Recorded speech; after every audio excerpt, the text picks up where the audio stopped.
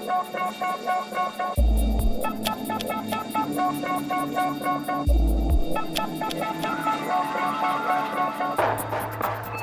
Fake Andy Warhol's 15 Minutes. In Theory.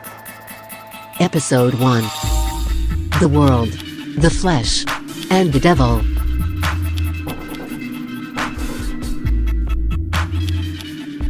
Topics include listener mail, the Unabomber, the Marvel Cinematic Universe, MF Doom, Degeneracy, J.D. Bernal, and gazing up into the darkness I saw myself as a creature driven and derided by vanity.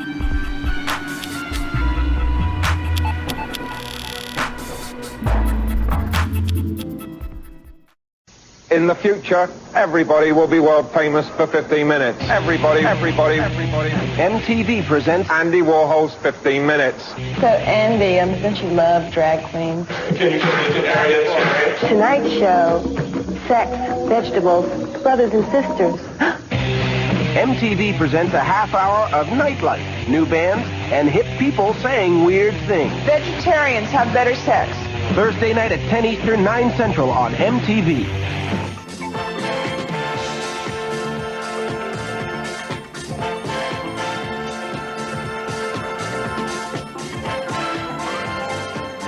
This episode will be broken into two sections. In the first, I'm going to answer questions that were sent to me via Instagram. I'm Fake Andy Warhol, all one word, on Instagram. And in the second half of the episode, I'm going to read from and give my thoughts on the 1929 work, The World, the Flesh, and the Devil, written by J.D. Bernal.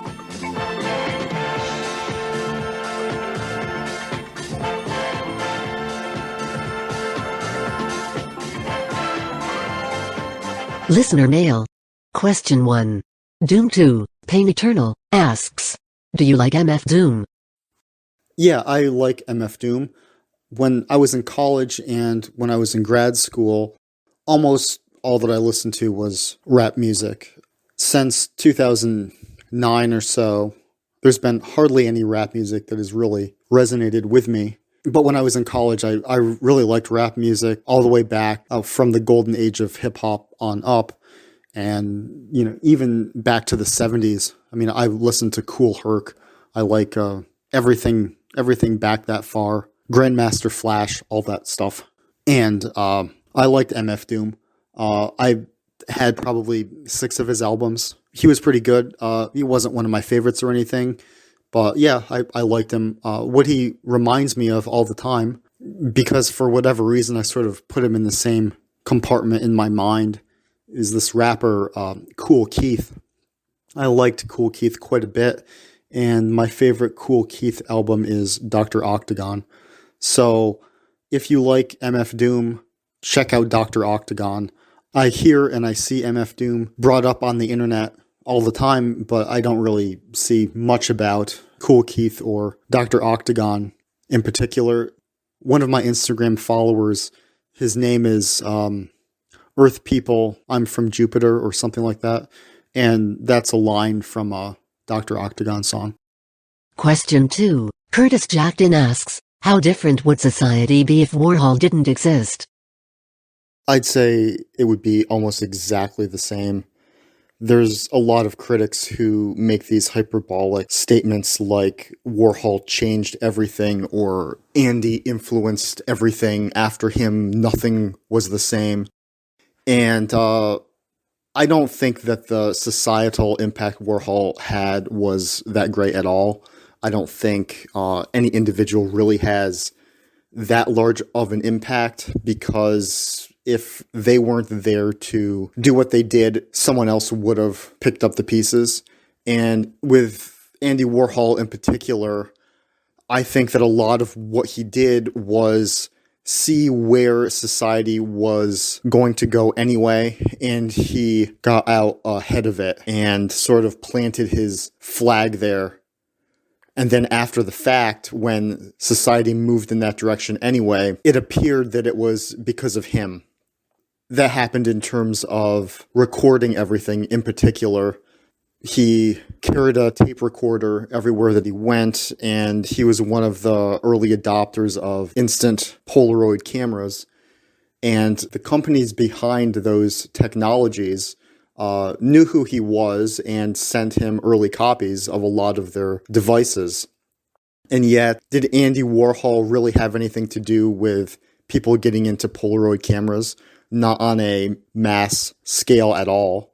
Did Andy Warhol have anything to do with people using their cell phones to record themselves and others constantly? No.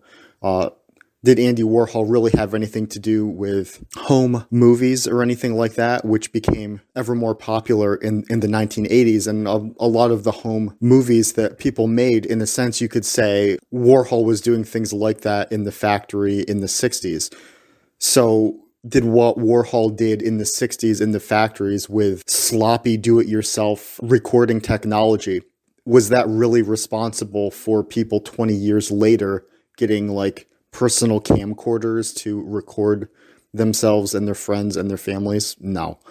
But Andy Warhol saw where society was going to go anyway, particularly in terms of the adoption of personal technology for narcissistic means.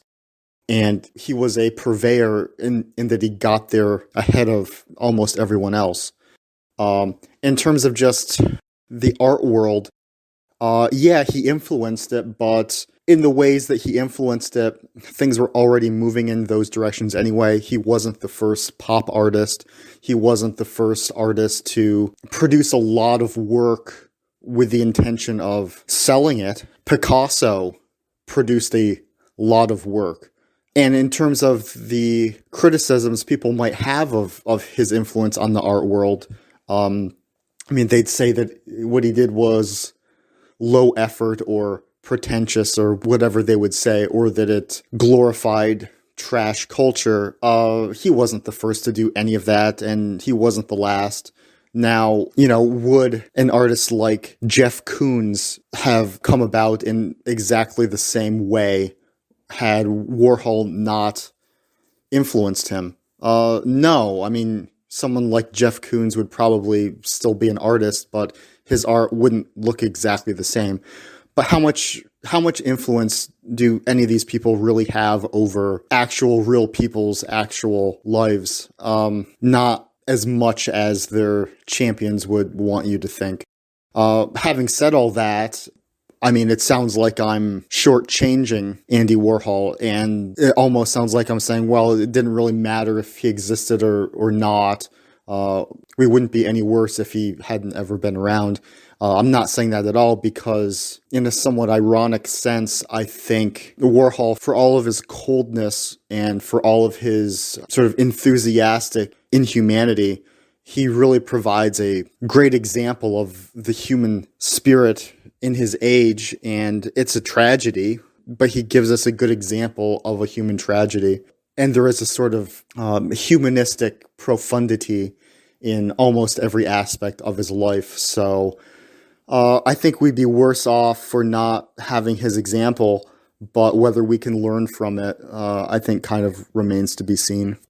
But actually, the main thing that Warhol achieved is probably how he gave a sense of prestige to popular culture and mass consumerism. He took those things in our society and he made it so they could be looked at as high art. And I don't really think that's replaceable. I don't think anyone else really crystallized that sense the way he did. Like I said, there was pop art prior to Andy Warhol, and a lot of the techniques that he used, other artists would have hit upon grid patterns. But the way that he lent a sense of prestige to the subject matter, I mean, there were films prior to Andy Warhol, Sunset Boulevard in a sense, you could say, that sort of brought out the tragedy of Hollywood. So there were obviously productions like that. And I bring that up because of how Warhol's Monroe sort of emblematized the tragedy of celebrity. But I don't think anyone else could have made the same sort of avant-garde prestige in as succinct a way, almost to the point of wordlessness, as Andy Warhol did when he glorified popular culture and mass consumerism. That probably is irreplaceable. But how important is it to live in the world that we do when there are these peons to popular culture? Does that really protect popular culture from a sort of ground up uprising to throw the shackles of media? I don't think that it really gives it much protection. I don't think so. But that is an element of our culture that would be significantly diminished if Warhol hadn't been around. The sense that we can look at pop culture and mass media, mass marketing, consumer culture as having a profound, sometimes avant-garde sensibility to it. Question 3. Nick Mullen asks, do you think Marvel movies are good or bad? Overall, they have been good for me personally because on the side I sell comic books, and the MCU in particular has been awesome at fueling speculation. So the news often puts out these ideas about what's going to happen in the next MCU project, and even though most of the time things don't play out the way that they suggest, all of the comic books remotely connected to what they think's going to happen will spike in price hugely. So I've been selling comic books on the side since 2012, and the return has just been incredible. So I think they're good for that. From like a larger cultural perspective, I don't think that they're very good. I think that they used to be kind of good. I often thought, and I wrote about this, I think in my previous book, Kafka the Joker, I think I wrote about it in. I said that all that the West had to unite us as a culture anymore were sports, pro sports, and Marvel movies. That's what we had. Those were the only cultural things that united us, because we don't have a uniting religion anymore. So we were united by sports and the MCU. I mean, up until about 2020, and it's kind of odd that like the Avengers Endgame film came out like the year prior to COVID, because it feels like we've been in a new era since 2020. So it kind of worked out well that the culmination of the MCU up to that point came out in the year prior to COVID-19. And I don't really remember what the first MCU movie that I saw was. I mean, now, if you want to go back and just say any Marvel movie, I mean, I saw the original X-Men films. But as far as the MCU itself goes, which is, I think, what you're talking about, I did not see Iron Man 1 when it came out. I did not see Thor when it came out. I don't really even remember what my first MCU movie was. It could have been The Avengers. I think I saw a few of the earlier movies on DVD, but in the theater, I think the first Avengers movie may have been the first one that I saw, and I remember having a great time seeing it. I remember thinking after I saw it that was the most fun I had had going to the movies ever in my life. That's the sensation that I had. And that's not to say that I think it's a perfect film or a 5-star film or anything like that, but the experience that I had was a really, really great one. I really had a good time with the first Avengers movie. And a few years after that, when the first Guardians of the Galaxy movie came out, I saw that with a few different people. And I remember thinking at the time, wow, this is an example of a film-going experience that was really positive and really shows how the art of film can really provide a good sort of communal service. And lots of people like those characters. There were, Groot memes and Rocket Raccoon memes, and people like all sorts of people like those characters, young and old. And I remember really liking the first Guardians of the Galaxy movie. And then around that time, it just became this expected thing where most people were just going to go see every Marvel movie. And I saw more than my fair share of them because I was getting coupons to go see them, so I wasn't paying anything. I had a deal with some outfit I'm not going to get into where I could see these movies for. I just had to pay for transportation basically, but it was more or less free for me to see these movies. So I saw Ant-Man and I had a good time seeing Ant-Man. I saw Captain America Civil War and I had a good time seeing Captain America Civil War. I saw the Doctor Strange movie, and around that time, or around the time when the second Guardians of the Galaxy movie came out, I began to really not like all of the quips in the movies. Like I said, the first Guardians movie I really liked, so I was looking forward to Guardians of the Galaxy 2, and I did not like that movie at all. There were so many quips. It was just drowning in quips, and then when it wanted to press the emotional keys of like Star-Lord thinking about his father, it all seemed really shallow to me, really forced, because there were so many stupid quips constantly, and it really seemed to me like there was a mind virus of a sort that was unlocked around that time. Not that there wasn't humor in the earlier Marvel movies, but as things went on, it really seemed like hardly anyone's character was defined. The personalities became looser and looser, and almost everyone just became a quip machine. I liked a lot of these characters when I was younger. I liked Marvel Comics when I was younger. I liked the X-Men. I loved the X-Men, but I liked all of the Marvel characters to an extent, and the characters in the film began to not resemble the comic book characters remotely. Iron Man in the comics does not quip and joke almost constantly. Doctor Strange in the comics does not quip and joke almost constantly the way that his MCU version does. And I really didn't like it. I began to notice that it's a lot like what they call Whedon speak, not laying the entirety of the blame on Joss Whedon, not saying that it stems from him. I think it's more of an effect of the entire culture and how people are just sort of infantile. Their personalities, they like to indulge in infantile dialogue almost. I don't know, as a cope or something. But, and you see this in a lot of memes too, which is why I have problems with memes, because of the lack of an emotional range and the knee-jerk humor that's ironic, question mark. But anyway, we're getting too far afield. So to bring it back to the movies, I began to like them less.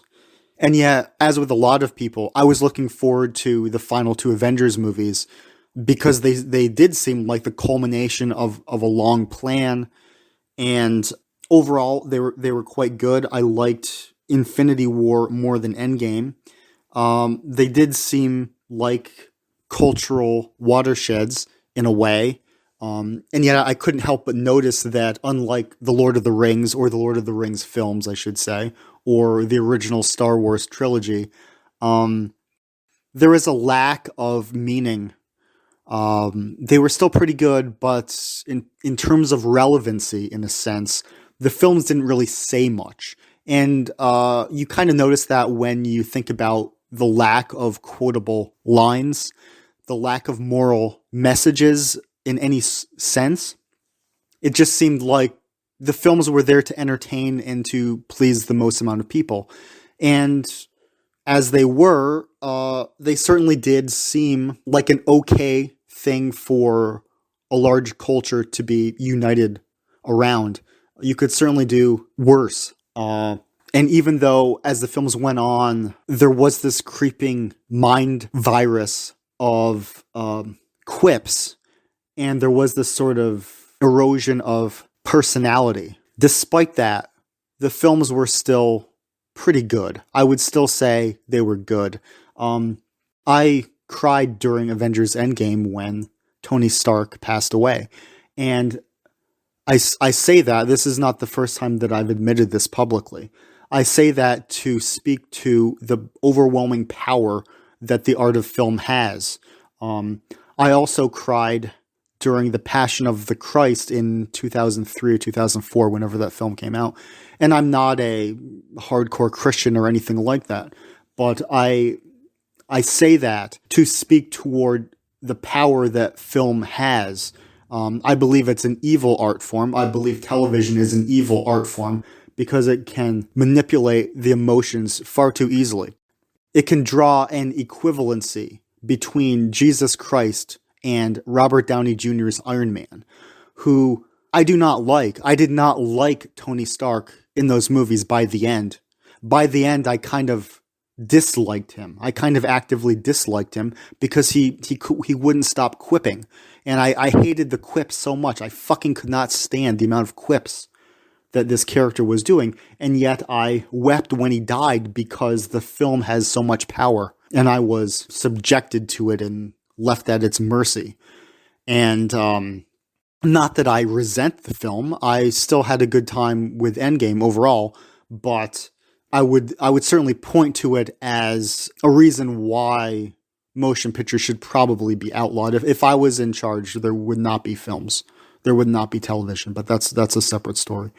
But even through Endgame, I think that the Marvel movies were overall good. And it really does seem like Avengers Endgame was the end of an era, that our world was going to change in early 2020. And Endgame came out in spring of 2019. And it was the culmination of a large project, a large cultural project that, aside from professional sports, was the only thing in the culture, the only cultural work in the Western world that really united people. And after Avengers Endgame, while we've still got Marvel movies, I haven't seen Black Widow or Shang-Chi, so I haven't seen those movies. I've seen most of the Disney Plus shows, and what I'm noticing from them is a further erosion of coherent plot, coherent personality, more quips. That I really do not like these movies, these shows. I really do not like them. There are aspects of them that I did like. Now, when I saw Falcon and the Winter Soldier, I liked the first episode. When I saw WandaVision, I kind of liked the first 2 episodes. When I saw Loki, I kind of liked the first episode or 2.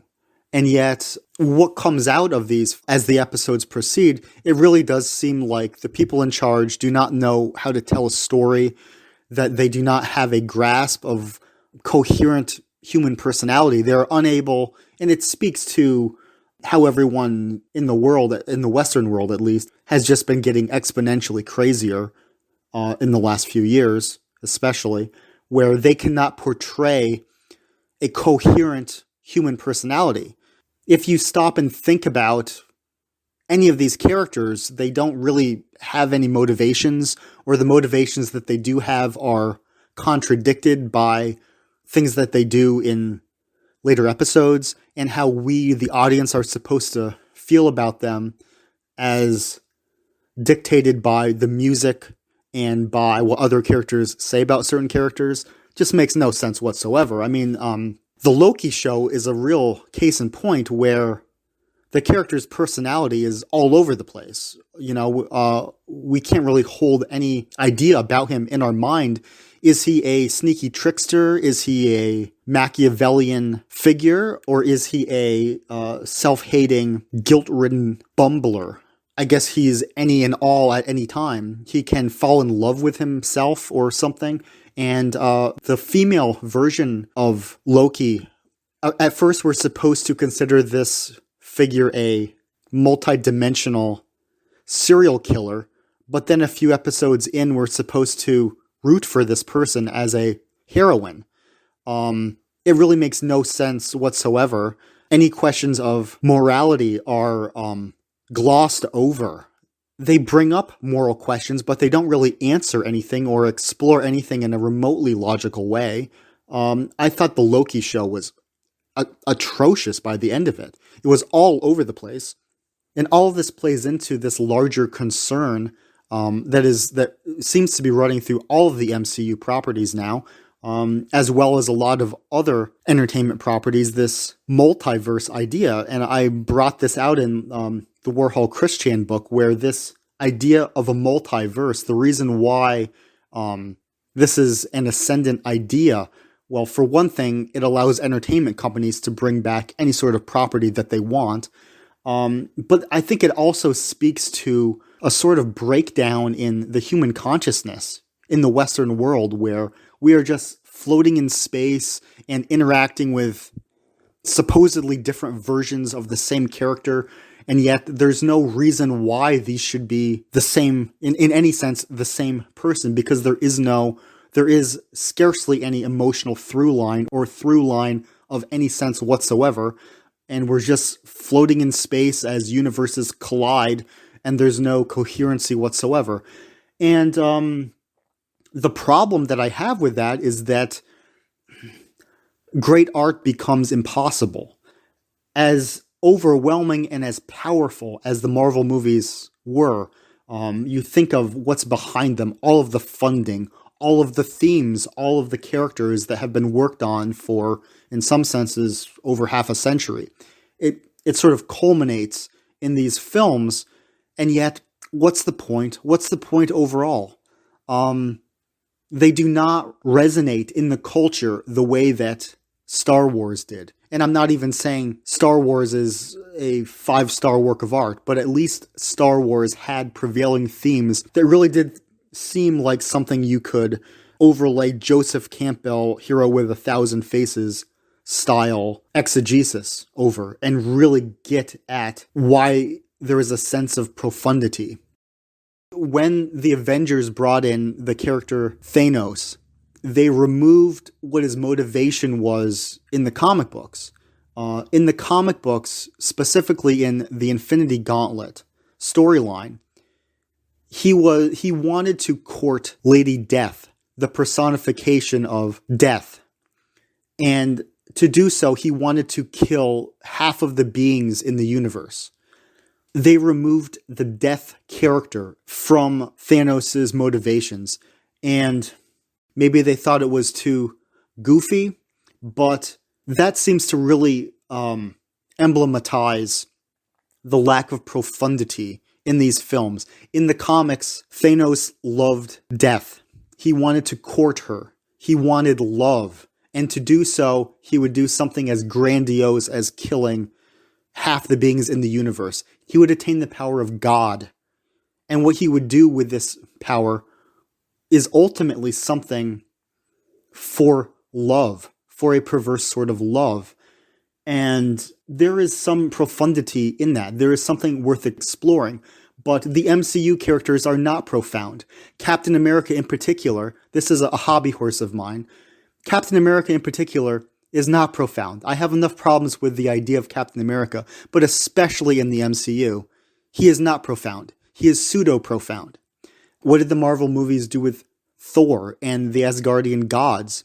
They're not technically gods in the movies. They're aliens from another dimension or something. So they remove profundity. They remove higher powers. What did the MCU do with Iron Man? Does the character really speak to man's ingenuity? No, he's just a goofy guy in a suit. The character of Iron Man should speak towards humanity's ingenuity and engineering. And the movies kind of touch on that, but not much. And less as it goes. It just becomes a lot of action, a lot of swelling music, and a lot of quips. Now, I wouldn't be as harsh on it as I'm being, because I say that up through Endgame, despite some of the increasing misgivings that I had, I still thought they were pretty good. But what has it led to? Where have your heroes led you? Well, they've led us to this emptiness. So I I look at the current slate of the MCU, I think that it's quite bad. Now, you hear things about how, well, this such and such episode had the most streaming viewers that they've ever had, or yeah, I do not have a high opinion on it now, but I think that the audience is gradually waking up to this. I do not think that they'll be able to keep a mass audience that invested when they're unable to really draw on mythology. The WandaVision show, there's no mythology there. Captain America and the Winter Soldier, there's not a lot of mythology there. You know, I don't think that it really draws out profound notions of patriotism in any impressive sense. I don't think that it really connects with people that much. But you have to question too, where will people go? You know, in the absence of the real, to quote the great DMX, in the absence of the real, the fake shit will proliferate. And if there isn't any real, then they can keep going for a lot longer than they would have done otherwise. So what will step into the cultural void? I don't know. But overall, do I think the Marvel movies are good or bad? I would say that they're probably the best example of truly mass culture that we've had. So is mass culture itself good or bad? I would say that there's a lot of bad aspects to it, and ultimately I think that it is bad. But up through Avengers Endgame, I would say that overall the Marvel movies in themselves, I would consider them good. Overall, slightly. Now, going forward, I think that the ethos or lack thereof of the MCU properties is certainly bad. Question 4. Jill Shitpost asks, has the Industrial Revolution and its consequences been a disaster for the human race? The short answer would be no. I like a lot of what the Unabomber said, but overall, no, I have fundamental disagreements with him. And I think a lot of the people that say that they think the Industrial Revolution and its consequences have been a disaster for the human race, I think that they enthusiastically like a lot of the technological perks that we've gotten. So I don't think that many people that say they're anarcho-primitivist, especially not in meme circles, actually really believe that. They just sense that something's wrong.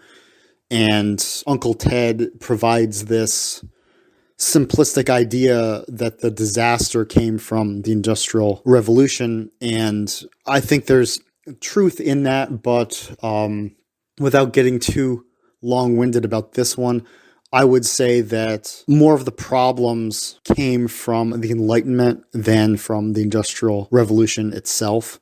And I think that the reason why people take to this Unabomber line is because they sense that there's something wrong and they're depressed.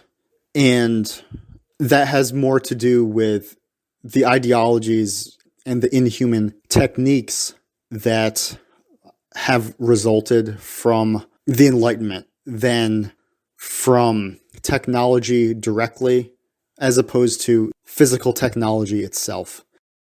As I've said elsewhere, physical technology is just the outcropping of technique. Technique is the real driving force, and Ted Kaczynski doesn't get into that as much. Ted Kaczynski is a simplification of Jacques Ellul. Read The Technological Society by Jacques Ellul. The Unabomber's writings are interesting to read, but, and this isn't to put down anyone who likes or pretends to like the Unabomber. I probably have a lot more in common with you guys than most other people.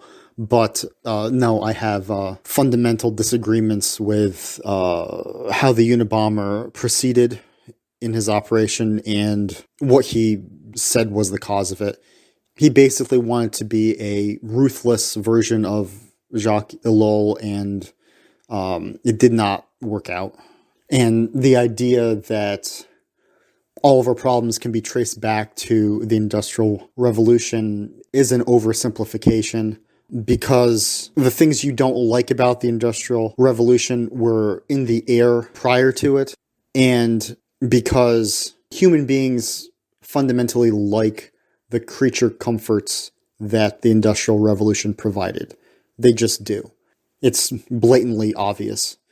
So you might better say that the Industrial Revolution and its consequences were a disaster for the human spirit, or to the earth, maybe, possibly. But no, the Unabomber's opening salvo is very catchy, very pithy, but ultimately has more flaws in it than I'd want to accept. Whole hog. Question 6. Aesthetic Face asks, how can we make the spaces we live in more conducive to human life?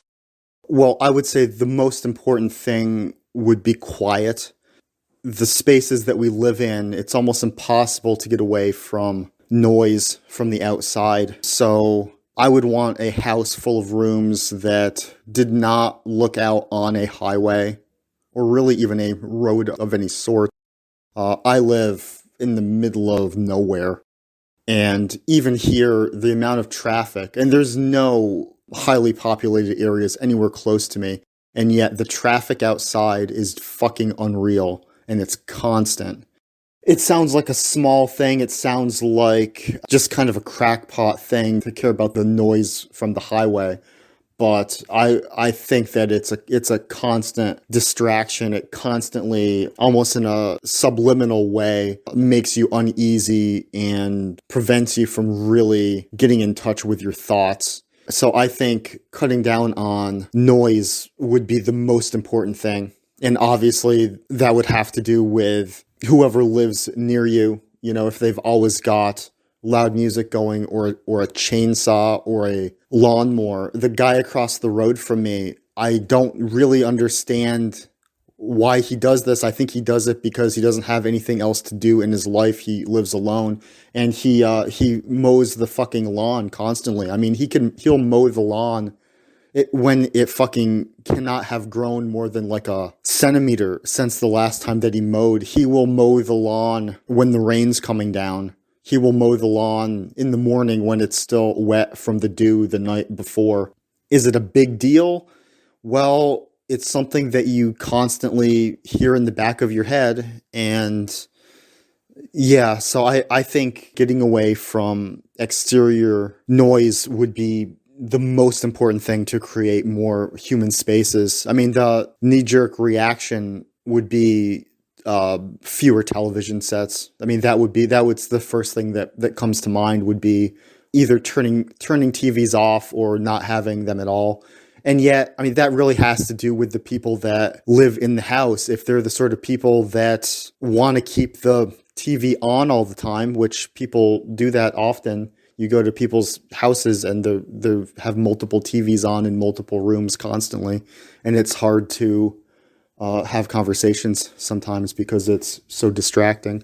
But if people are the type of people that want their TVs on all the time, then, I mean, what good does it do for me to just say, don't have a TV or don't have a TV on?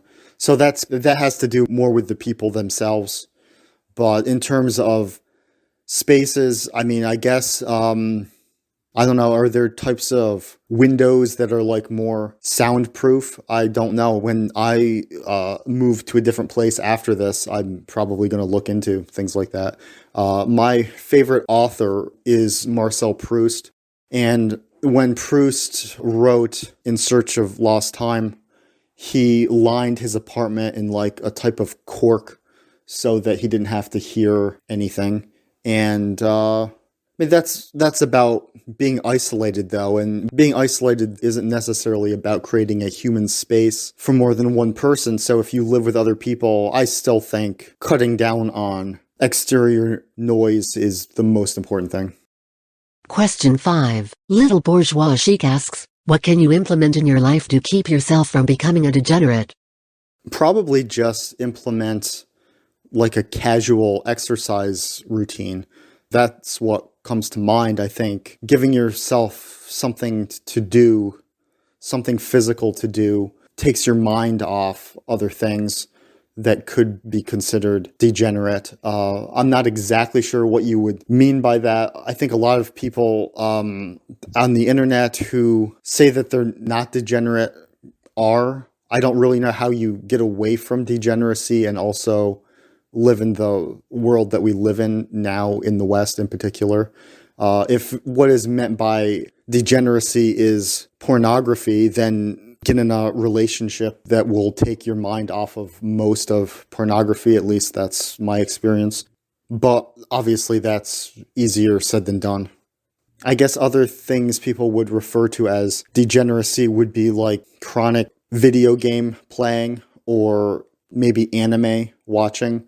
And I just stopped being interested in those things when I was a teenager. I never really got much into anime. I watched a few anime when I was a teenager, and I've watched a few since, but it doesn't really appeal to me that much. And as far as video games go, I really liked them when I was a kid, but Final Fantasy VII really let me down. I was really into Final Fantasy, and when Final Fantasy VII came out, not that I thought it was a bad game, but it didn't do for me what I wanted it to do. It seemed like the world was on a rail, so to speak, and the aesthetic of it didn't really appeal to me as much as the previous Final Fantasy games, but that kind of coincided with me being a teenager anyway.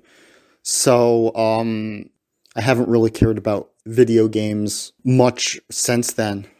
And I'm talking about when the first Final Fantasy VII came out the first time, like in 1997 or something. I would have been like 15 when it came out. That game has the reputation of having brought in a lot of people to like role-playing games going forward. But for me, Final Fantasy VII more or less ruined not only role-playing games, but pretty much ruined all video games, period. And I mean, I've played games since, but PlayStation 1 was the last home console that I owned. And I like sort of 8-bit style pixel art. Like, I like the aesthetic of that. And I watch a lot of retro game YouTube clips. Old AVGN is still something that I watch in the morning when I'm having breakfast. That's my go-to comfort zone out type of thing to watch. But I'm not actively invested in any of that stuff. As I said elsewhere, I sell collectibles and comic books, but I don't read many of the comic books anymore. Most of them are trash anyway, and I'm not really invested much in any of the nostalgia of that. And most of what I'm doing with that stuff is to make a profit somewhat quickly. But there's a degeneracy to that still. So I'm not pure or anything. But like I said, I think just doing a bit of exercise every day sort of gets you in touch with what's real in a physical sense. And it's invigorating. So that would be my number one simple fix, is do a little more exercising. Or just any sort of physical activity, preferably outside, but not mowing the lawn close to my house at 7 a.m. Question 7. Larry Punk asks, does selling books make money even when you don't have a big following? If you're talking about the Warhol Christian book in particular, then I'm pleased with the sales, but I never intended that to make a lot of money. I wrote that book because I had the idea for the project, and I was really thrilled to find subject matter that I could really get into. So I'm happy with the sales, I'm happy with the income, but it's not like I ever intended to earn like significant income from that, of the amount that I could like live off of. But all these sorts of things, and I sell other books too, and I've written books for other people that are under their names, and I get a cut of all of the ghost-written books that I've done too. But even so, it's not like my writing income is enough to live off of. And it's not like my collectibles sales either are enough for me to live off of. But I think it's good to have side income coming in, especially passive income. And the sales of the books, especially when they're up on Amazon and Amazon prints them and ships them, it's almost completely passive. So it's great to have passive income that just, a nice little injection of funds every month. That's great. And I would encourage everyone who has talent in any regard, if you can set up relatively passive income streams, that's what you want to do, because that really does help in the long run. But about Warhol Christian in particular, for anyone who doesn't know, earlier this year I wrote and I published a book comparing Andy Warhol to the internet celebrity Chris Chan. Just search Warhol Chris Chan on Amazon and you'll find it. It's 600 pages. It's like a PhD thesis. I would say that it's better than my own PhD thesis, and I'm pleased with the sales. I knew that it would create a modest hubbub when it came out, and Chris basically promoted it, which was a bit awkward, but I appreciate it. And overall, I'm happy. I knew that it was controversial subject matter, and obviously I didn't know it would become as controversial due to the Christian revelations of late July. And I would also say that most of my sales do not come through Instagram people. It's more like people come to my Instagram after they find out about the book or after they've purchased the book. But when I mention the book on Instagram, sales do go up. And I make sales almost every day. I mean, I can count the number of days on one hand that I haven't sold a book since late May. I think actually, because the Amazon only records sales when the orders ship. So people may have bought books even on the days when I don't see any recorded sales. But almost every day, people buy the book, and as an author, that makes me really happy, because I put a fuck ton of effort into it. But also, too, when you say that I don't have a large following, I mean, for me, it's a lot, because I don't really use social media much. So, when I post a meme and it gets like 300 likes or even 100 likes, because of where I'm coming from and my lack of social media participation thus far, I still get a kick out of it. That said, I don't know how long I'm going to do Instagram actively. There's a part of me that really likes the idea of getting 10,000 followers just so I can post more hyperlinks. But I don't know. I don't know if I got to that point and I started promoting more shit. I don't know if the overall uptick in income would be worth it to have fucked around on Instagram for that long and to continue to engage with the sort of frenzied hecticness of it. I don't know really if that would be worth it overall. But for now, still, and it's lasting longer than I expected it to, I like being on Instagram. But also, I would say, if I were in charge of things, then really no one would be allowed to have more than 500 followers or 500 online friends. I think that would be better overall anyway. I think that would cut down on the celebrity factor. So my take there is quite a bit different from real Andy Warhol's take. So in a sense, I've already got way more followers than I'm wholly comfortable with.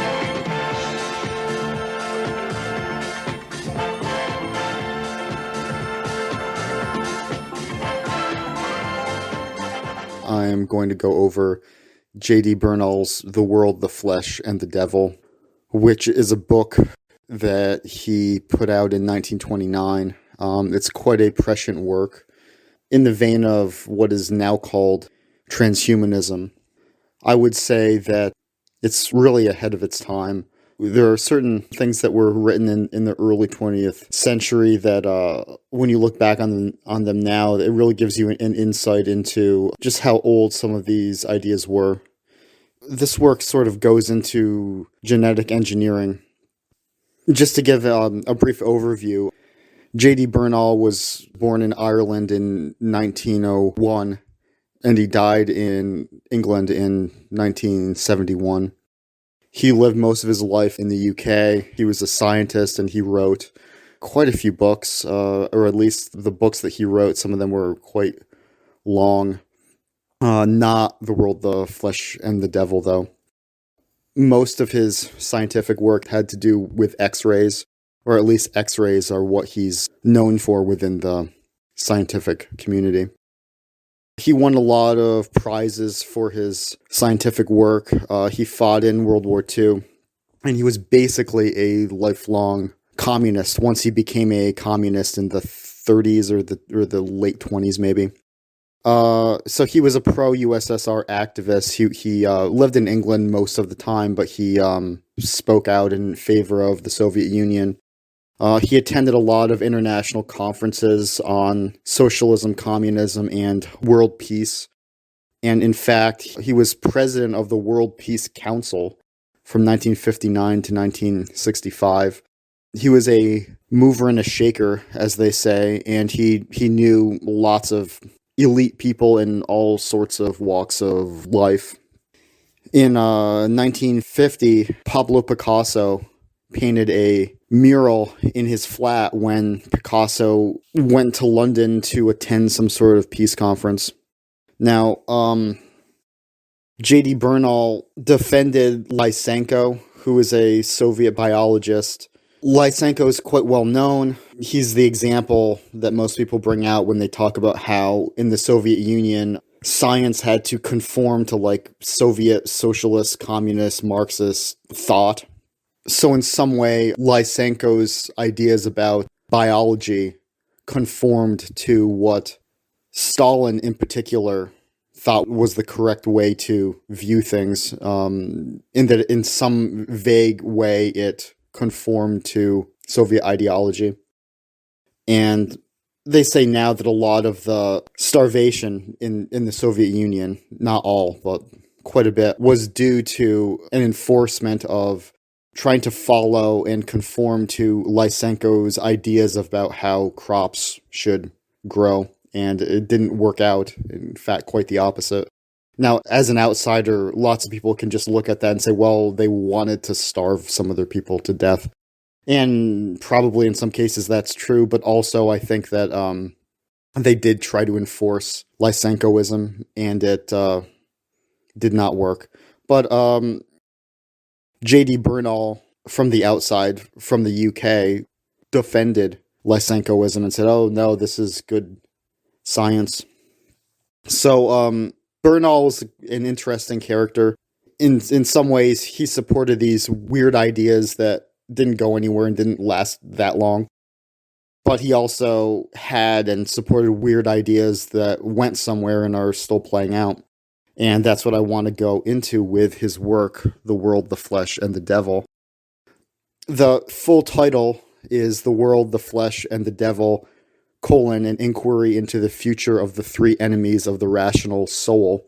Now, the world, the flesh, and the devil, that phrase and that concept comes from St. Aquinas, I believe, who said that the world, the flesh, and the devil were the three enemies of human beings, basically.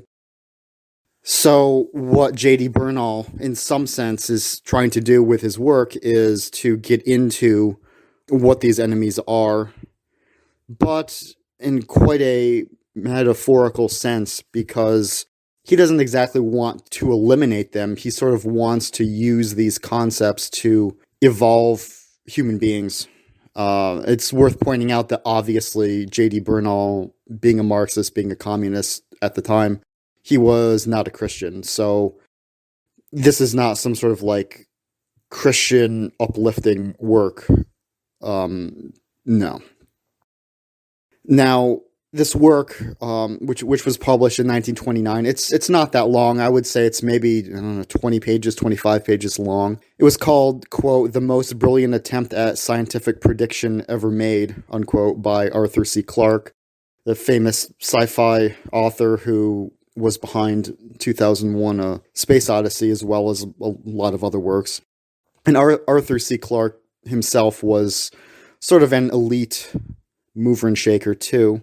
And the work, The World, the Flesh, and the Devil was also called by Robert Scholes a book of breathtaking scientific speculation that, quote, "is probably the single most influential source of science fiction ideas," unquote.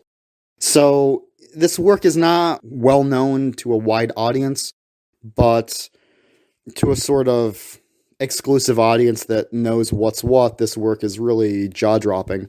And what I'm going to do is I'm going to read probably about 20 excerpts from the book, and after each one I'm going to talk about what I think it means. But I think just the quotes on their own, they should give you a lot to think about. These are old ideas. These are ideas that this guy had in his head almost 100 years ago, before World War II.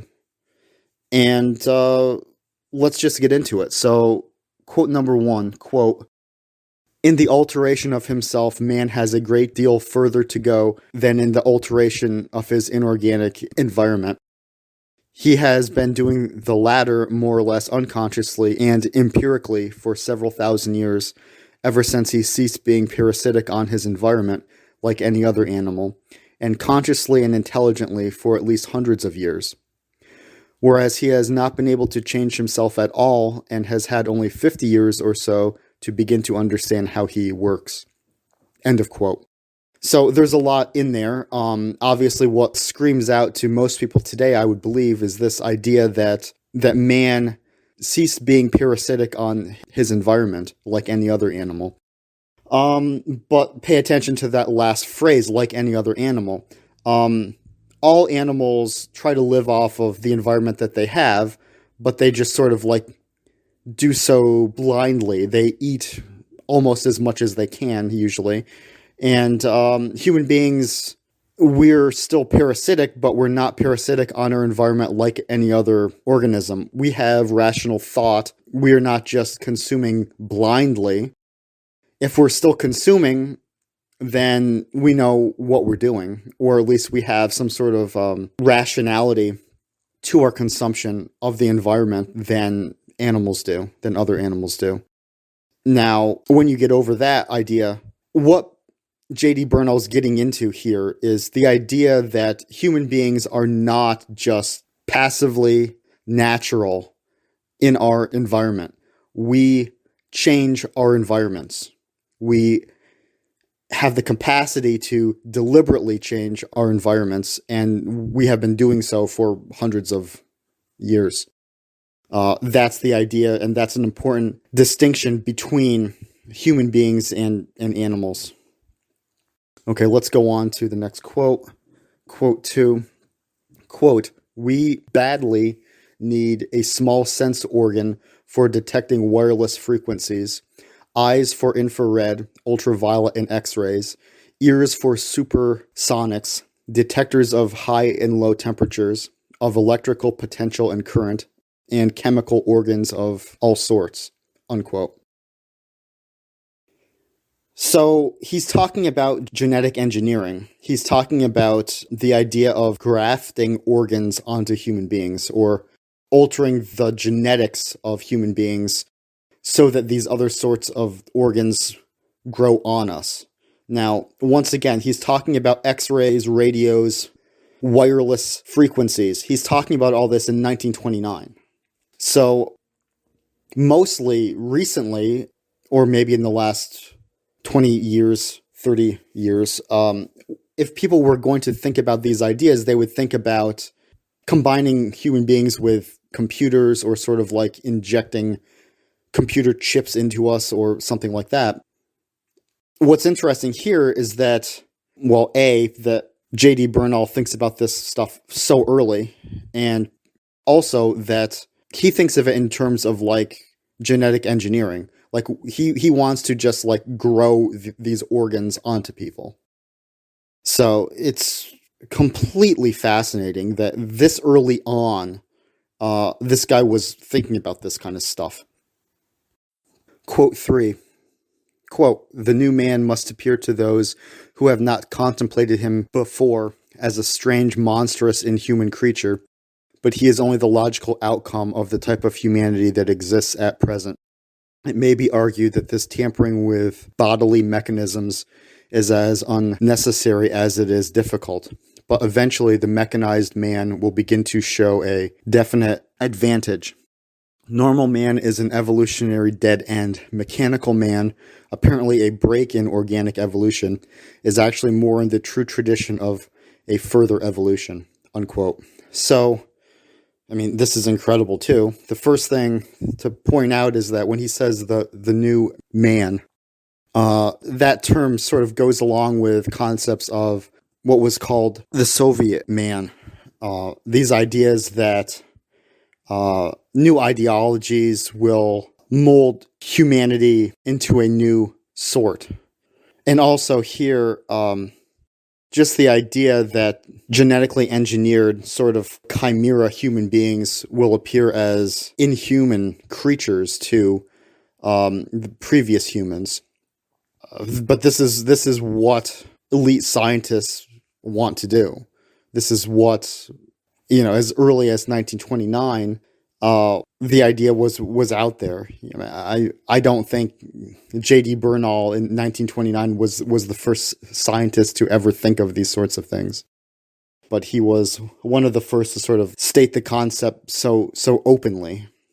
And obviously, he can see things from the perspective of other people. He already knows that previous human beings who do not have genetic engineering or do not have technological grafts onto them will see these new human beings as if they were inhuman creatures. So it's not just that he likes these ideas, that he wants these ideas, that he thinks these ideas are an inevitability.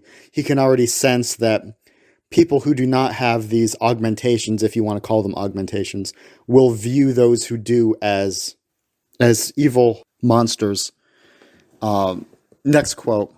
Quote, "Connecting a nerve ending in a brain directly with an electrical reactor, then the way is open for connecting it with a brain cell of another person," unquote. So this is like electronic telepathy. So in the future, if and when people have implants in their heads where they can like send a text to another person's brain directly, he's already thinking about this in 1929. He's talking about, I'll say the quote again, he's talking about connecting a nerve ending in a brain directly with an electrical reactor. And that opens the way to, quote, connect it with a brain cell of another person. So they're already thinking of how to do this in 1929. Now, elsewhere, I mean, I have these large quotes, but I also have just individual phrases that he uses. And he uses this phrase, quote, "the multiple individual," unquote. And he also uses the phrase, quote, "corporate personality," unquote. So we're talking about compound personalities. We're talking about fusing the minds of multiple people to produce corporate personalities, multiple individuals. And I think that's quite interesting. And there's not a lot to it, but I think I should obviously point out how in the law, corporations are viewed as persons in a certain sense. So, and he's talking about corporate personality. It's kind of a word game trick that I thought was kind of cute. Next quote, quote, "Consciousness itself may end or vanish in a humanity that has become completely etherealized, losing the close-knit organism, becoming masses of atoms in space communicating by radiation and ultimately perhaps resolving itself entirely into light. That may be an end or a beginning, but from here it is out of sight, unquote. I mean, what can you say about that? It's just really highfalutin. The idea that consciousness itself may end, and he likes this idea that we're going to like combine all of our minds and personalities into light. Next quote, "The progress of the future depends no longer on physiological evolution, but on the reaction of intelligence on a material universe," unquote. So again, we're not just going to let physical atoms play themselves out in a sort of passive, natural way. We're going to use our human intelligence to evolve ourselves. So sort of this idea is out there that, well, really there's no such thing as any sort of evolution that's not natural. It's all natural because our conscious harnessing of our evolution can be folded over and say, well, this is just natural, that we've evolved to the point where we can use our intelligence to evolve ourselves and the external environment also. Next quote, and this is a long one. "There seem to be two psychological determinants in any culture: a crop of perverted individuals capable of more than average performance, and a mass of people effective not so much by their number as by their secure hold on tradition. In the normal state, the perverse are dominated by the mass in two ways. Their mode of expression is dictated by the modes conceivable in the society. Everywhere, even the most aberrant individual must conform to one of a small number of recognized types. The same type of mind that would now make a physicist would in the Middle Ages have made a scholastic theologian," unquote. So here we get into this idea, and this is one of his most important concepts, I believe. He divides human beings into two groups. The larger group is traditional people. You know, a mass of people, there's a lot of them, and they have a, quote, secure hold on tradition, unquote. So they maintain civilization as it is. The second group, which he lists first, are, quote, perverted individuals, unquote. These are the people who sort of edge things on. You might even call them mutants.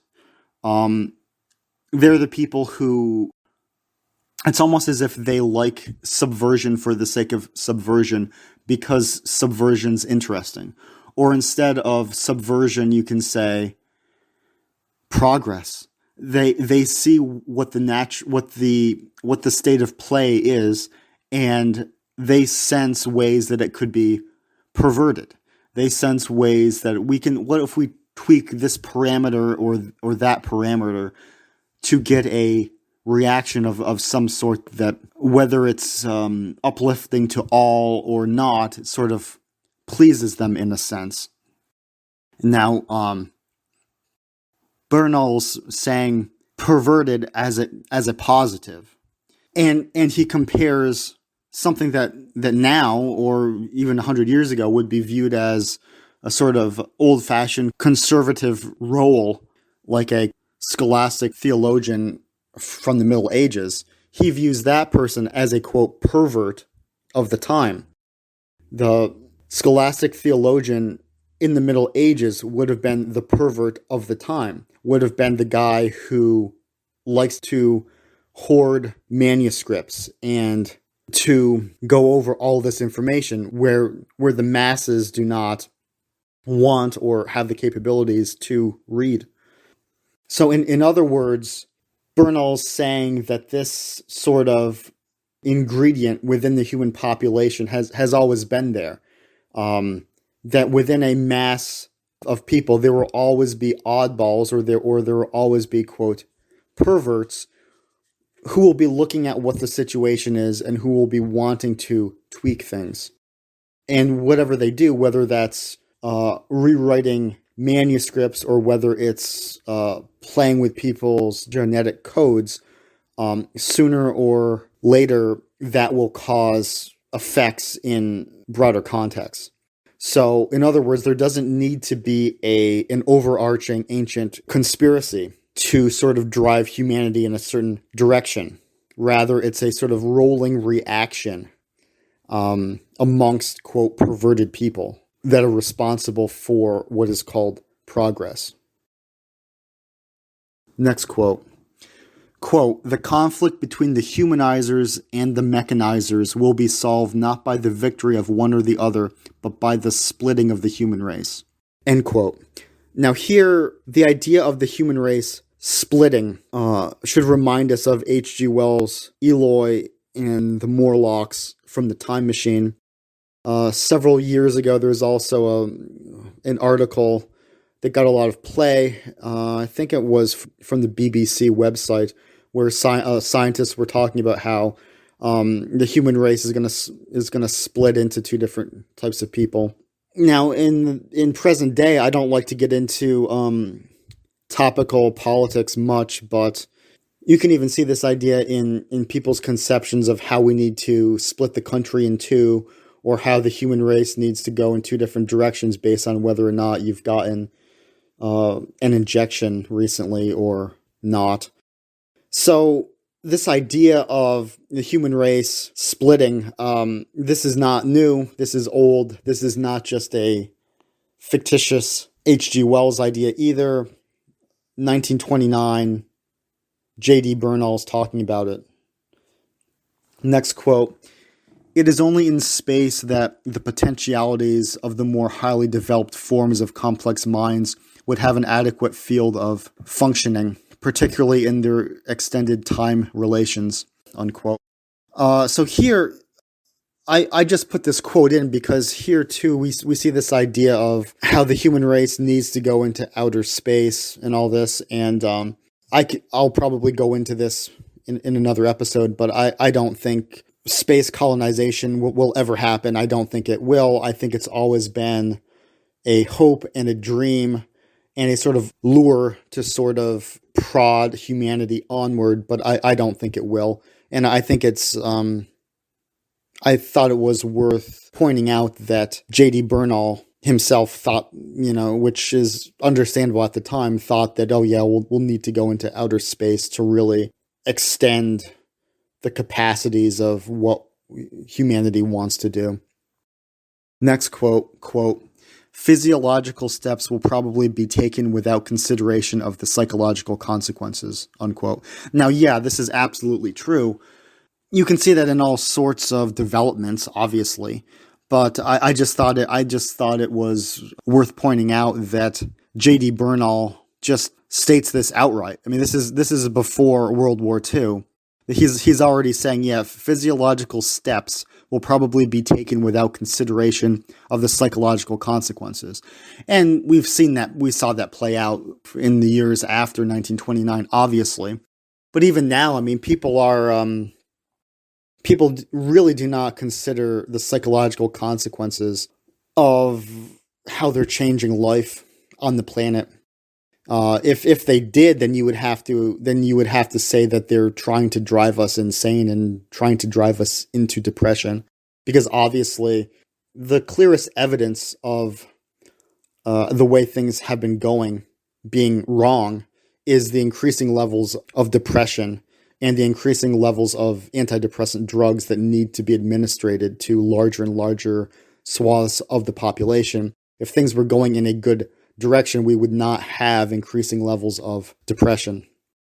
And but yeah, just for science, for progress, for, in some sense, profit, human beings just can, the humans who are in charge just continue to pursue enterprises that condemn themselves as well as humanity at large to horrible psychological consequences. All right, next quote. Quote, the cardinal tendency of progress is the replacement of an indifferent chance environment by a deliberately created one. As time goes on, the acceptance, the appreciation, even the understanding of nature will be less and less needed.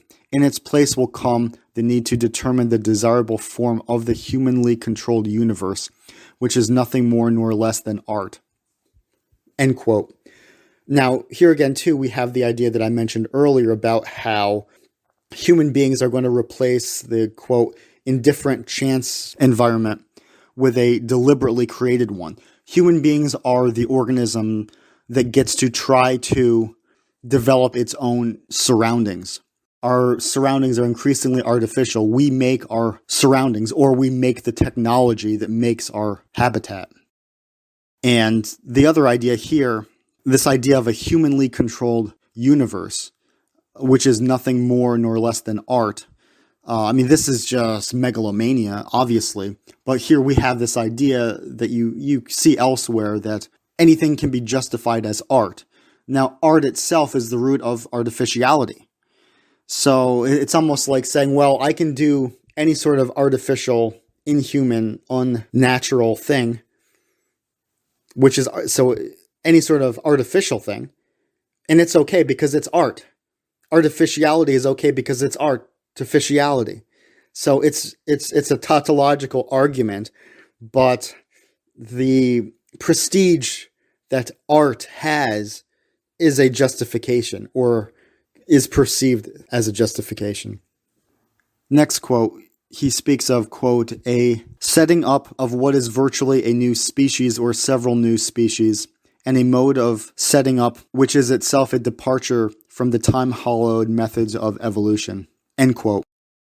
I don't have much to say there, just to point out again that we're talking about not just splitting the human race in two, but he's talking about, quote, several new species, unquote. And it's also worth saying that all of this can be viewed as getting away from the, quote, time-hollowed methods of evolution, unquote, towards a sort of conscious revolution. So evolution, which is passive, which is natural, is replaced by revolution, which is in some sense active and conscious. Next quote, he speaks of, quote, the suggestion that they were raising up a new species and abandoning the bulk of mankind, unquote. Now he's talking about what the scientists and what the technicians themselves are actually doing. And he puts it quite bluntly as abandoning the bulk of mankind. This is where, we get the idea that the elite, the controllers, they're against the masses. They are against humanity at large. Nothing more to say about that. But just the fact that J.D. Bernal in 1929 quite openly said this. Next quote, psychological and physiological discoveries will give the ruling powers the means of directing the masses in harmless occupations and to maintain a perfect docility under the appearance of perfect freedom, unquote. Now, here we see this all the time in entertainment, sports, even in academia. The ruling powers, they provide these outlets for people to exercise themselves and their minds and their talents in a way that the, quote, ruling powers, unquote, will actually find, quote, harmless, unquote. But it maintains, quote, the appearance of freedom, unquote, without having it. Next quote, a scientific state could only maintain itself by perpetually increasing its power over the non-living and living environment, unquote. The key word here is only. So a scientific state could only maintain itself by perpetually increasing its power. So this is almost like a growth economy of a scientific sort, where if we're going to have, in some sense, he suggests that if we're going to have a scientific state, then the state must increase control always in order to maintain itself. That if things become stagnant, if there is a glitch in so-called progress, then the suggestion is that at that point, the masses of humanity will have enough of a break to sort of take stock of things and perhaps get in their head that they don't want to be ruled over by control freak scientists. Next quote, "But the scientists are not masters of the destiny of science. The changes they bring about may, without their knowing it, force them into positions which they would never have chosen. Their curiosity and its effects may be stronger than their humanity." Unquote. Absolutely. This goes to show that what he sensed there, I believe, is that he sensed that the scientists themselves and the ruling powers themselves, they would be sort of organized and forced to march to the beat of technological progress and technique itself. Whatever conscious will they have is not absolute. That they will be forced to follow a technological plan of technique improving itself and furthering itself.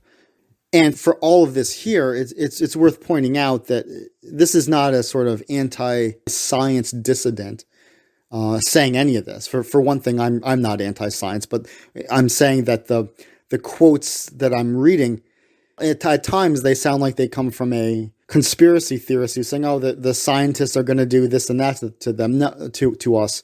No, these are coming from a pro-science, pro-totalitarian person who is just saying, this is how things are, this is how things will play out. Next quote.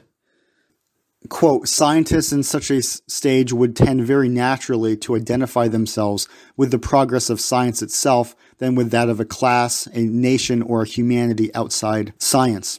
While the rest of the population would, by the diffusion of an education in which the highest values lay in a scientific rather than a moral or political direction, be much less likely to oppose effectively the development of science." Unquote. So this is all the "I fucking love science" meme writ large, that the scientists themselves will have to follow whatever they think science wants of them. And I would amend science here to say technique. The scientists themselves will have to follow whatever their sort of, quote, perverse instincts want them to do, want them to enact upon the furthest reaches of progress. While the mass of humanity, they will have the idea of, quote, science that they're going to be following. The mass of humanity will want to follow whatever they consider science. Now, just in the last year and a half, you just have to think about how many times you've heard various politicians or policymakers say that they're just following the science. And you hear their opposition actually saying, no, we're following the science. So whatever side you're on of any of that, it's interesting to consider how the prime directive is to follow the science. Well, what if the science says that humanity needs to die? What if the science says that for the good of the earth and for the good of the technology, and for the good of technological progress, humanity needs to be thrown in matrix pods and just sort of like eased out of existence? What happens when you place the idea of following the science as an unquestionable dictate? What if you were a factory farm animal on a conveyor belt on its way to be slaughtered?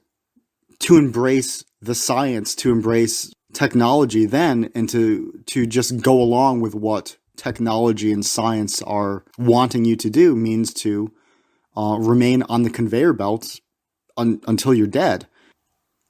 But it is interesting how J.D. Bernal in this passage points out the dichotomy between the actual scientists, the actual policymakers, and the elite having to follow whatever the real science says. Science and progress in terms, I would put it, I see no reason to not say that it's the same as technique.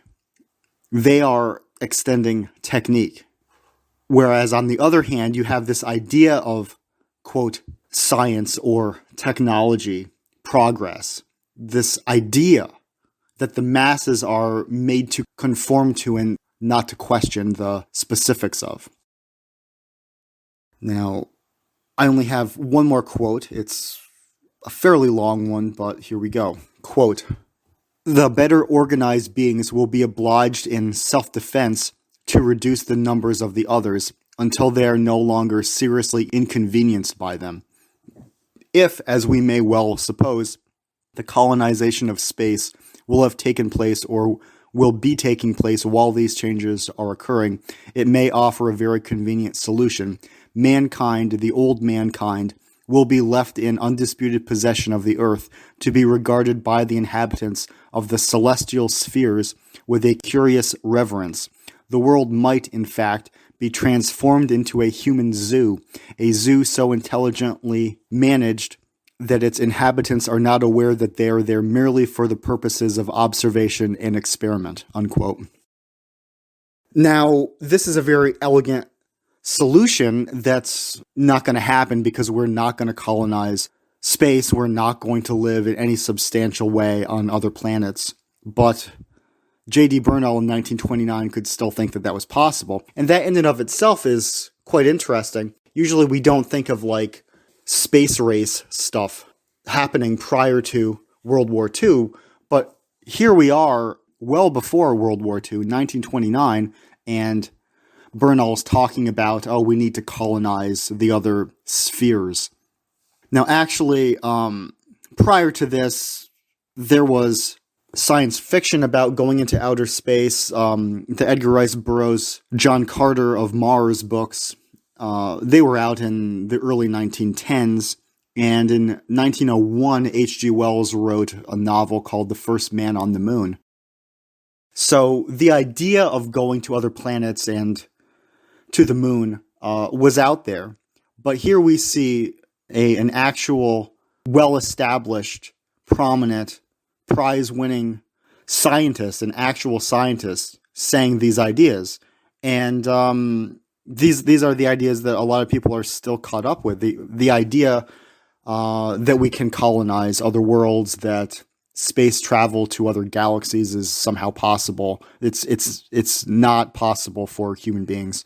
Robots might be able to, if robots can like live off of like minute amounts of solar power to exist over long space flights, maybe in some sense, but human beings, no. But also just this idea, the idea of Earth as a zoo, as a human zoo, where the majority of the population is treated as if they were zoo animals. This describes quite well what is going on and how the elites and the controllers view the masses. Absolutely. So as a zoo of people that they don't know that they're being experimented on. Now, obviously, when you go back in history, 100 years or so, or even less than that, we have well-known cases of where governments have experimented on their citizens. We know that African Americans were experimented on in certain ways. There's also a case, I believe, from the 60s, where there's a town in France where intelligence services like spiked their grain with LSD or something. And we know about how the Nazis and the Soviets forcibly experimented on their populations. And yet, in somewhat larger historical context, if you look at the way the United States was described, if you look at the way the Soviet Union was described, you will hear phrases such as the American experiment, the Soviet experiment. Now, these are euphemisms in a sense. It's not as though everything was completely managed, and yet, to some extent, the elite did view these large-scale projects as experiments in some sense. The Soviet Revolution, as well as the Nazis, were to a significant extent funded by Wall Street. And throughout the Cold War, the Soviet Union was supplied with food by the U.S. Obviously we didn't give them their entire food supply, but if you look into it, we helped them. We sold them grain at a discount price during the Cold War. We're supposed to be enemies, and yet this was happening, which suggests that at the highest levels, there was not so much an opposition as a sort of friendly competition as to see which system would prevail. Other things that sort of prove that the conflict wasn't as serious as we're led to think would include Khrushchev going to Hollywood in 1959. If you just type in Khrushchev Hollywood, you'll get mainstream accounts of Soviet Premier Nikolai Khrushchev visiting Hollywood in 1959, just a few years after all of the Joseph McCarthy HUAC hearings. Why would that happen? If the Second Red Scare was such a big deal, if there was such opposition, why would Khrushchev go to Hollywood? Why would we allow it? Why would Frank Sinatra, Marilyn Monroe, and other stars of the day be filmed with him? Why would they be seen with him? Why would they allow this if there was such a serious, real conflict? And I would suggest that the conflict was not as real as we're led to believe. I mean, you have to really think, if the population really was opposed to the Soviet Union, why did the Hollywood stars not fear opposition from the audience after they were seen cavorting with Khrushchev? But they didn't seem to fear that whatsoever. Now, what that speaks to, what the power dynamics really are, I mean, that's up to you to think about. I may go into it more in a future episode, but you should also look at too how prior to the Cuban Revolution, Fidel Castro was also in Hollywood movies and wanted to be an actor too. So we have all these strange things that suggest that the political stage is not as real and stark as we may be led to believe. But I just wanted to present J.D. Bernal and The World, the Flesh, and the Devil as an example of an extremely prescient work that gets at a lot of ideas about technological development, the worship of science, the desires of the elite. I mean, this guy was the chairman of the World Peace Council for quite a while. He was very well known, very influential. He was very well known amongst elite circles. And he lays out quite plainly, quite straightforwardly, and quite honestly what the preoccupations of the self-described perverted class are. So I would recommend this. I think it's one of the most interesting and illuminating works out there. Just the fact that it came out when it came out and that it said blatantly and honestly what it said should give you a lot to consider, and it should really inform understanding of the world that we live in and how it has been shaped for quite a long time now by people with rather self-consciously megalomaniacal drives. But I have to say too, at least J.D. Bernal is honest. He's very honest, and I really appreciate that.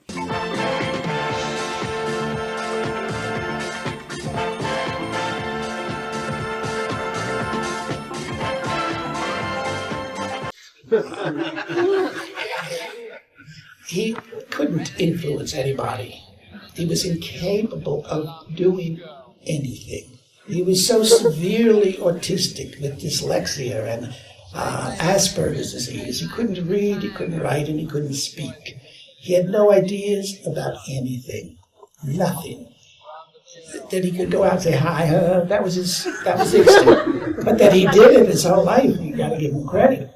Beyond that, he could do nothing, nor did he try, or even suggest that he could do something.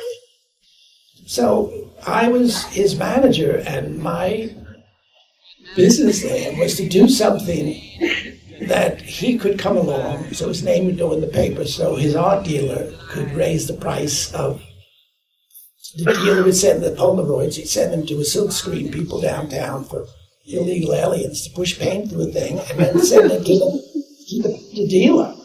He didn't do anything. But by knowing that the more his name was in the paper, they'd raise the price, and they did. And by making movies and discovering the velvet underwear, I call them, which was and having him present them, his price is in the top price now in the world. People pay a lot of money for that crap he never even looked at. So you explain it to me, and you see it on the wall. You say, "What's that?" That's a little. Oh, really? It's good because they heard the name. That's all that business is. He was a nice person. He was likable, but he's given credit for having done things he never, ever did. Bad books. Listen. Blood burgundy soul, heart cold, surgery flow that operate like an emergency. Harder, yeah, I know that you know I can rip it. I'm hoping you listen. Listen, I know my position, I'm young, though perfection is distant, I run to it. It feels like it comes closer but misses. I've been exposed to the most vicious, meaning I know the difference between those that are dope or those that are Pulp Fiction. My words are weapons, they serve and protect. Behind verbs and a lesson to teach for the nerve of you testing. I'll reach you from like 30 directions, heat you like the early detections. Like he questioned a reaper to strike. Your number then came and crumbled your fame into a ball or umbrella dissolved in the flames. You under my reign, you feeling my shower, lyrics my power, your time is now. This is your hour to listen, it's winding down. Your mission to make your way if you're smart. He play his part, you can never take away his heart. Listen, I know that you know he rip it. I hope that you listen. Blood burgundy soul, heart cold, surgery flow that operate like an emergency. Yeah, harder. I know that you know I can rip it. I hope that you listen. My spit, it's like the fix or a rent cycle that gets under the dirt, that gets under the skirt of your bitch, under your nose. So get onto your toes. This is the reason you ballers is leaving me all in control. My brother, you should play the back if you loud. I make you fade to black if you wild. So you should stay in back and be proud. I never take for granted my style, cause him who handed it down to me slim, who demanded take advantages now. I'm breezing away from competitive ways. Every day I'm leaving a race. I'm leading every step of the way that I'm breathing, and the reason that the hunger's increased. I'm under my peak speed and I'm underneath the numbers I seek. I speak if you never show me respect. No longer looking up to rappers. In fact, I'm after the ones that I met. Listen, I know that you know I can rip it. I hope that you listen. Blood burgundy soul, heart cold, surgery flow that operate like an emergency. Harder, yeah, I know that you know I can rip it. I hope that you listen.